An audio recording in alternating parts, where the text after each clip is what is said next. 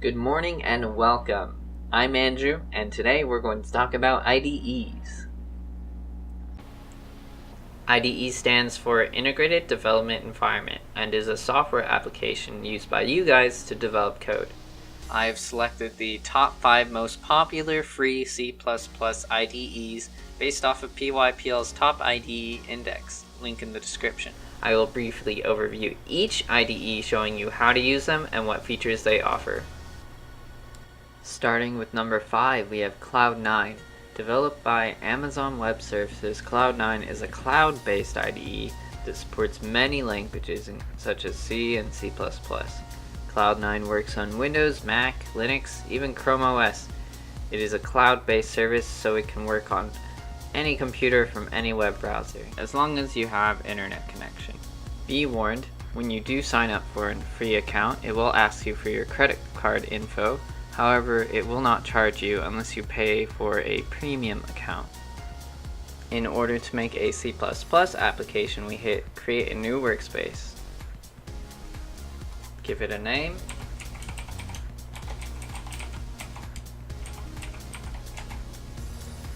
Free users only have access to one free private workspace. Every other workspace will have to be public, meaning people can view it as long as they know your username. We're going to select C++ and hit Create Workspace. We are going to hit Hello CPP World since we're using C++.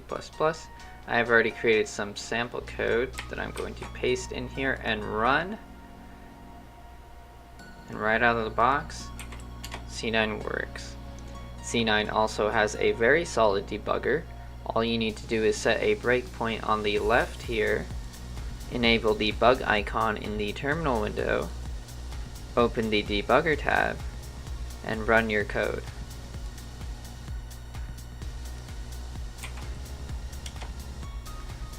As you can see, it stops running at our breakpoint, allowing us to step over and debug our code. Cloud9 also has real-time group collaboration and chat. Much like Google Docs, your team can collaborate on the same project with you in real time.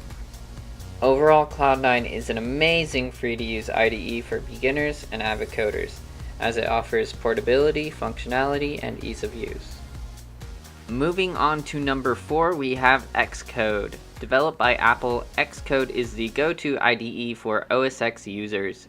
It supports languages such as AppleScript, C, C++, Java, Swift, and much more. Xcode only works on Mac and can be found in the App Store.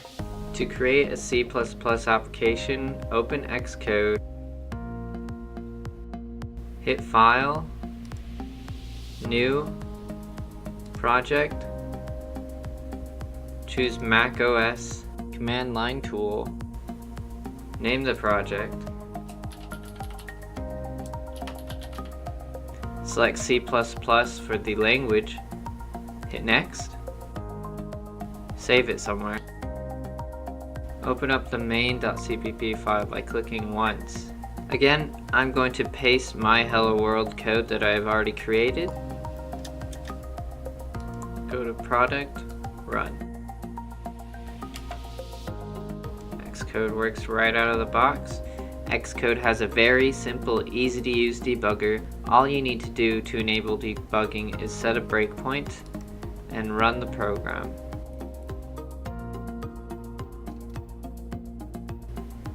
As you can see, the program has stopped at our breakpoint.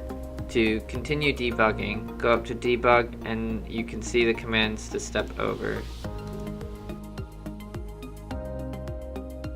Like Cloud9, Xcode has IntelliSense and key bindings, which can be found at the Xcode tab at the top, Preferences, Key Bindings. The command for quick commenting is command /. Xcode has emojis. I'm not sure how they could be useful, but here's an example of using emojis.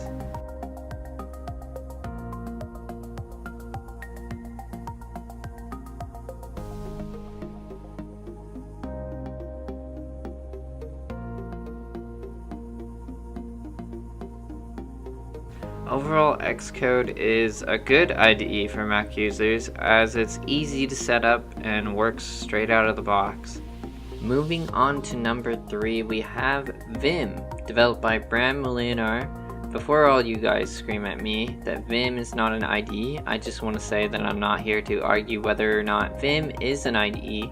I've only included in this list because it is a free and powerful option for developing C++ code. Vim is a very powerful, lightweight text editor. It is not for the faint of heart. Vim heavily relies on keyboard commands and has a very large learning curve. Vim does not come with a compiler, and for Windows there is no terminal, so you would have to use a separate compiler, so I will be using Linux distro Ubuntu to show off Vim. However, in Windows and Mac, Vim is essentially the same. You can download Vim from vim.org or in Linux from a terminal by typing sudo apt get install vim. To enter the Vim text editor, we type vim in the terminal. To create a C++ application, we must enter command mode by typing a colon. Then we type E for edit, new for new file, and hit enter. For line numbers, type colon, set space, and U, then hit enter. To edit text, we can enter edit mode by pressing I for before current text and A for after current text. I will type I, then hit enter. I'm going to paste my pre-made test code. To go back to navigation mode, we can press escape. While in navigation mode, you can move your character focus by using H to move left, L to move right, K to move up, and J to move down. To save the code, we type colon, W for write, space, and we specify locations, so we would write tilde for home directory / hello world.cpp. To quit, we type colon, Q, then hit enter. Vim to re-enter Vim, we can open existing files by typing colon, E, then the file name. Now to run, we type G++, then the file directory followed by -G. A file called a.out will be created, and we can execute it by typing ./a.out. To debug through terminal, type gdb a.out. Set a breakpoint by typing in B and main to set a breakpoint at the start. We type R to run, S to step over it, and P to print out a value.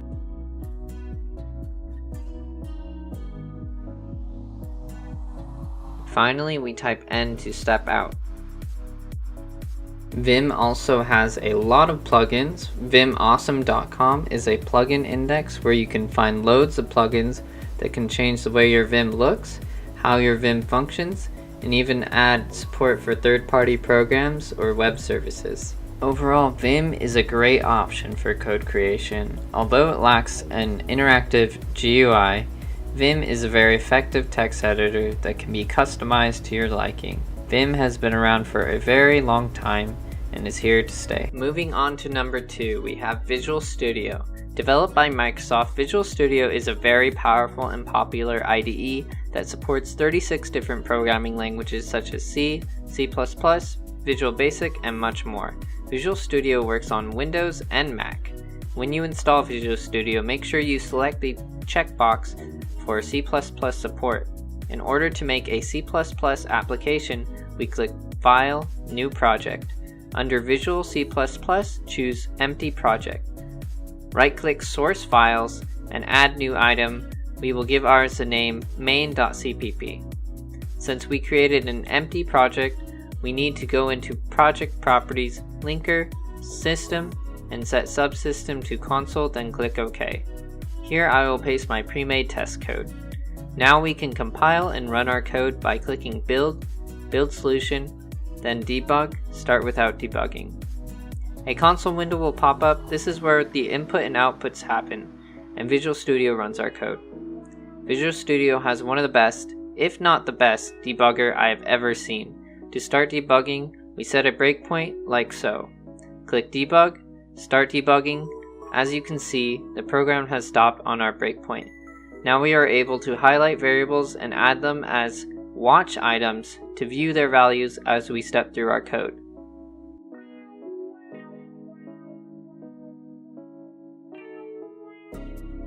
Visual Studio has a dark theme. To enable it, click Tools, Options, and change color theme to dark.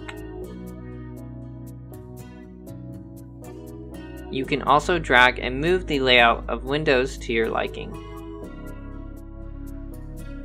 Visual Studio has IntelliSense. Visual Studio also has key shortcuts. The key binding for commenting lines of code is Ctrl-K-C and Ctrl-K-U to uncomment. Visual Studio has plugin extensions. I currently have the Arduino vMicro plugin installed, allowing me to use Visual Studio instead of Arduino software when programming an Arduino. More plugins can be found at marketplace.visualstudio.com. Overall, I think Visual Studio is an amazing C++ IDE, as it is extremely powerful and easy to use, making it, in my opinion, the best C++ editor on this list. Moving on to number 1, we have Eclipse CDT, developed by the Eclipse Foundation. Although Google search results may have been skewed because of the recent Eclipse in 2017, I've still put Eclipse in the number 1 spot. Eclipse is known for its Java support. It is a very powerful and popular IDE that supports 44 programming languages, including C, C++, Java, and much more.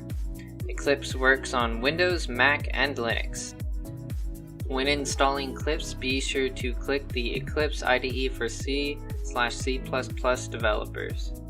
Eclipse does not come with its own C++ compiler, so you will have to download a third-party compiler from the internet. Here I'm using MinGW for the compiler. When installing it, be sure to select MinGW Developer Tools, MinGW32 Base, and MinGW GCC G++. Then hit Apply Changes. In order to start a C++ application in Eclipse, we will go to File, New, C++ Project, name the project.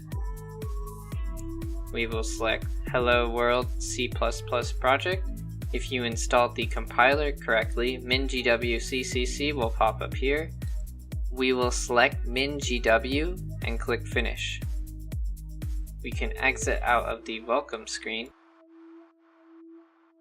Our main CPP file will be in the source folder.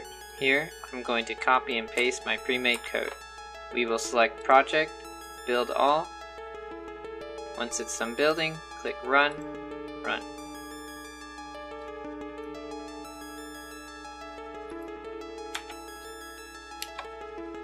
Eclipse also has debugging. To debug, you set a breakpoint, hit Run, and debug. When you debug, it will prompt you to change perspectives.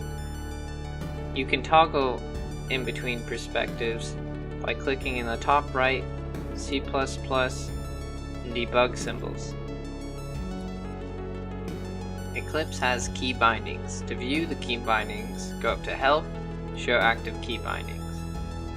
The key binding for commenting is Ctrl-Shift-C. Eclipse also has extensions, which can be found at marketplace.eclipse.org. You can find extensions for Eclipse that range from anywhere from changing the way your Eclipse looks to the way it functions, even adding support for third-party applications and web services. Although Eclipse is the most popular IDE on this list, note that its popularity is mostly in Java and not C++. So when compared to Visual Studio, support for C++ is not as great. Nevertheless, Eclipse is an amazing free C++ IDE that's very versatile, allowing you to modify and customize, much like Vim. Overall, Eclipse is a very powerful IDE that I would recommend for intermediate to advanced coders, as it doesn't work straight out of the box, although it has some pretty advanced bells and whistles. That's all I have for this video. I hope you guys learned something useful. Let me know what IDEs you think should have made the list, and why in the comment section below.